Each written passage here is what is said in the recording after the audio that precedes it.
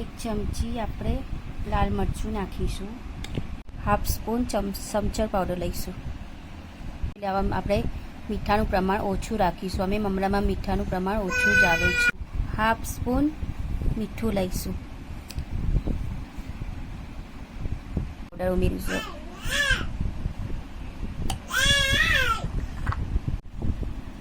હિંગ ઉમેરીશું. હવે 5 ચમચી હળદર ઉમેરીશું. હવે તળી નાખીશું અને આપણે 12 જેવા પેકેટમાં મળે છે એવા આપણે મમરા જે તૈયાર કરીશું. ઘેર બનાવીએ આપણે 2-3 દિવસ પછી આપણા મમરા ડ્રાય થઈ જતા હતા, એવા જ આપણે મમરા આજે આપણે તૈયાર કરીશું.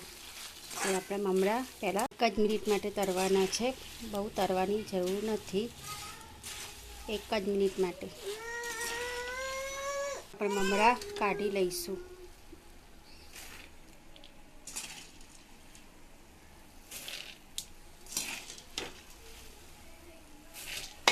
આપણે બહાર કાઢી લેવાના છે.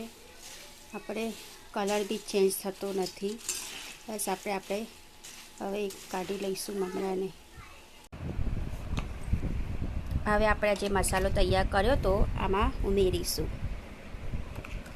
થોડો મસાલો ઉમેરતા જઈશું. હવે આપણે એને ચમચાથી હલાવીશું.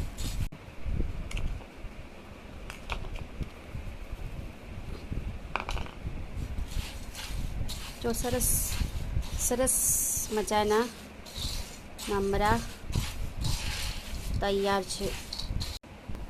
મિક્સ કરી લઈશું.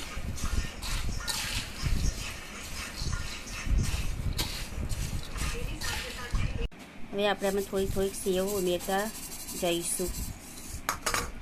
પાછા મમરાને આપણે હલાવીશું.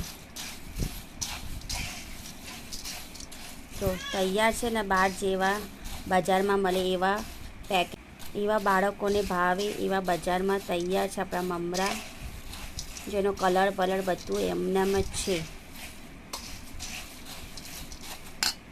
હવે ફરી આપણે થોડી સેવ ઉમેરતા જઈશું.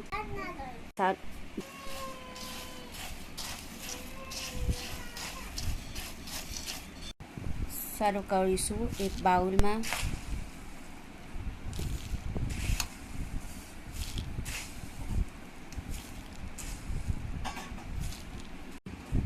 આપણા મમરા જે દિવાળીમાં પણ આપણને ફીકા લાગે એવા મમરા, જે બાળકોને ભાવે અને આપણને બધાને ભાવે મમરા તૈયાર છે. ચા જોડે આપણે ખાઈ શકીએ સાંજે નાસ્તામાં.